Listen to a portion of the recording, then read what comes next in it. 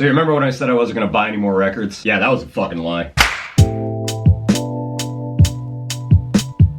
What's going on, everybody? This is Sean of Raw Select Music. I am back with another round of new records. This is actually a very interesting order in my opinion because this is the most LPs that I've picked up in quite some time, and I feel like I've got some real gems and quite possibly some records that I think are gonna make it onto my end of the year list. So I also have quite a few records, so I'm not gonna waste any more time with a long-winded introduction, and let's just jump into these guys. So kicking things off, I have two releases from Dusty Donuts. This is their most recent one, which, if you're unfamiliar with the Dusty Donuts series, they're pretty much known for putting out hip-hop infused remixes of classic funk soul songs, and usually taking well-known or lesser-known funk soul sample tracks and putting a little bit more of a dance floor friendly spin on them. Yeah, let's give this guy a listen.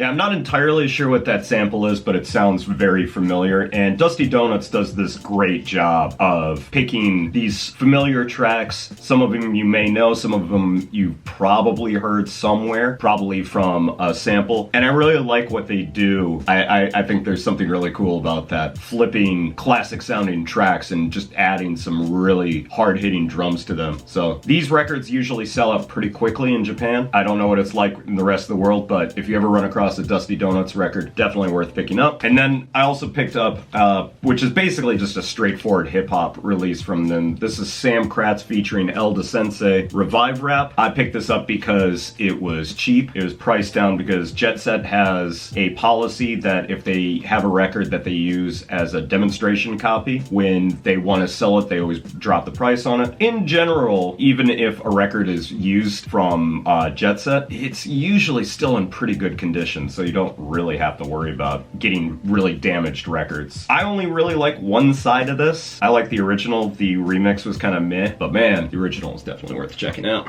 The market goes talking and flows, encouraging and smartest. Woman goddess and prowess is high in regard. Baton bars, students and computers and cars. iPad and time still bleed through social media. Leaders to proceed, professional rhyme reader. Time speeds and client D's. Never have decline when they need. Hit the grind to receive. Always eating we dine in full course, put subliminal breaks. So yeah, I don't know really what else to say about this. It's just some nice boom bap, hard-hitting hip-hop. And because recently some friends and I started a new hip-hop event around town, I wanted some new records to be able to play out. And I think this record's gonna do pretty well. Hopefully I'll end up doing another DJ vlog where I'm out and about. I haven't done one of those in a while. Hoping to get back into them come maybe this next event, so stay tuned for that. Next up, I got some house records. I've been waiting to pick this up for a while. It, like the Elda Sensei record, was on sale, so I couldn't resist picking it up. And this is the Heist Recordings Roundup Part 5. This is a compilation series that Heist Recordings puts out every year, and it collects some of what I guess is the label's favorite songs, and has other artists on the label do remixes of those tracks. It doesn't negate the original songs, but it gives all those tracks that had been released from that year a nice little spin on them, or a different spin on them rather. The killer track on here for me is Pito's remix of one of my favorite tracks from last year, Adriano's Me, You, and Her. I really like Pito. I really like Adriano. It's this guy right here. Yeah, I just really like the sort of different direction that Pito took this track. This bass line is just, well, you just hear it for yourself.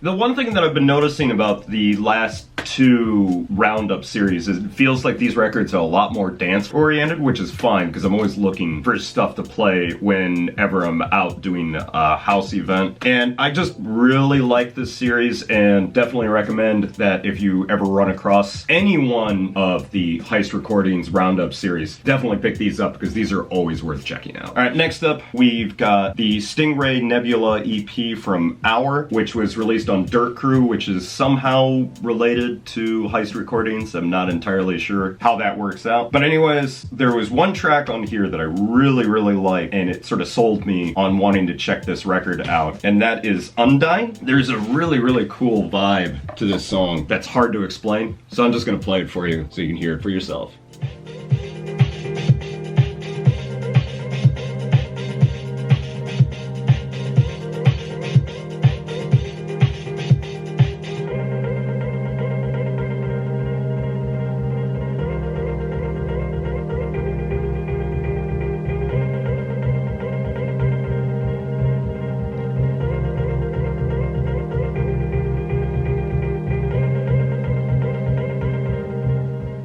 So there's this really cool futuristic vibe on this track. I really like the atmosphere, and the one thing that's really cool about this record, there's a lot of really different sounds and there's a lot of different vibes on here. It seems like it's much more of a listening record, although Undyne definitely feels like it's a track that I could play out. I'm really happy that I picked this up because, once again, much like Dusty Donuts and a lot of the records that I talk about on this channel, our records have a tendency to sell out pretty quickly in Japan. I'm glad that I got my hands on this because I really like this guy. All right, last up, we got a whole host of LPs that I picked up. A lot of them were some of my most anticipated records of the year, including catching up on a record from 2018, which I guess I'll talk about first, and that's this guy right here. This is Homeboy Sandman and Edon, Humble Pie. This record I've listened to a few times since I picked it up recently, and it did not disappoint. Homeboy Sandman actually has some of my favorite verses that I've heard from him, and Edon is on top form with his weird psychedelic reverb and delay heavy sound effects. Honestly, the only complaint that I have about this record is it's really short, but if you did not check this record out last year, definitely give this guy a listen. The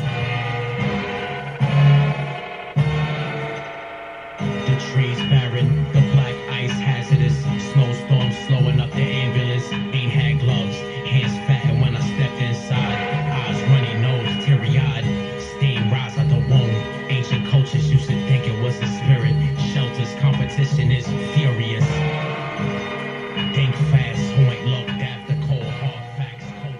Yeah, I don't know what else to say about this record without getting into a full-blown review of it. I'll probably get a review up for this one by the end of the month, so look forward to hearing more thoughts and opinions of this record. But spoiler alert, definitely worth picking up in one of my favorite rap records that I've heard in a while. Next up, we have For My Sanity from 14KT's apparently ongoing I Am Beanie series, which is supposedly going to be his jazz series. And this was one of the records that I found out about at the beginning of the year that I really got hyped for, and this was one of my most anticipated releases of 2019. And so far, I really like this record. I think it's definitely worth checking out, and I want to share my thoughts and opinions with this record with you more in a review, but it's definitely high quality jazz and definitely worth checking out.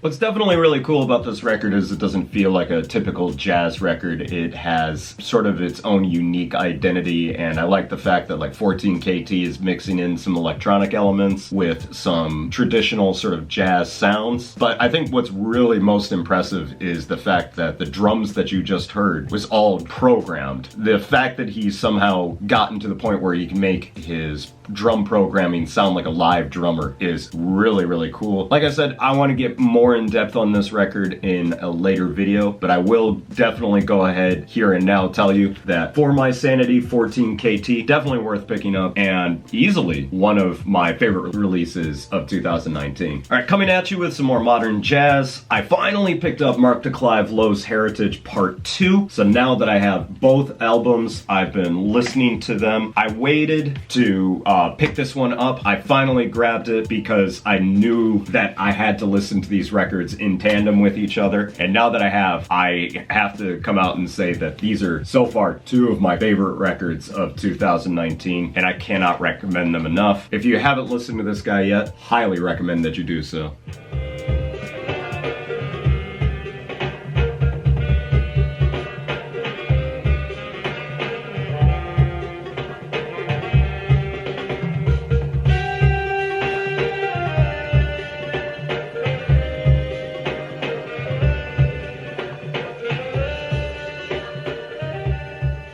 So originally I thought that these two records were going to be really part and parcel of each other, that Heritage 2 would definitely just be a continuation of Heritage 1, and that doesn't really seem to be the case. I haven't listened to both these records all the way through that many times yet, but immediately what sticks out about Heritage 2 over the first one is the fact that it seems like this is the more traditional, big quotations, jazz record, and this one definitely seems to have much more of a modern edge to it. Both of these records are absolutely phenomenal, beautiful jazz music with Japanese folk music undertones. Really like them. Like I've been saying, really want to get more in depth with these records at a later date with a review. Definitely look forward to that in the future. And right now, I would say that this is probably my favorite record of 2019, except for one more. So right now, from what it sounds like, this record right here has the most potential to be my favorite record of 2019. This is Sano's Ghost Notes, and I've been a huge fan of Sano for the longest time. Unfortunately, a lot of the music that he's released, to save a couple of singles, hasn't ever come out on vinyl. So this is the first Sano album to have a record release. And not only that, this is easily some of Sano's strongest material yet. If you're unfamiliar with who Sano is, he's a multi-instrumentalist who basically makes piano and keyboard heavy jazzy hip-hop. Think basically like Kiefer, except I think he kind of does it a little bit better. But don't take my word for it. Let's listen to this track here, sit at the piano, and tell me what you think.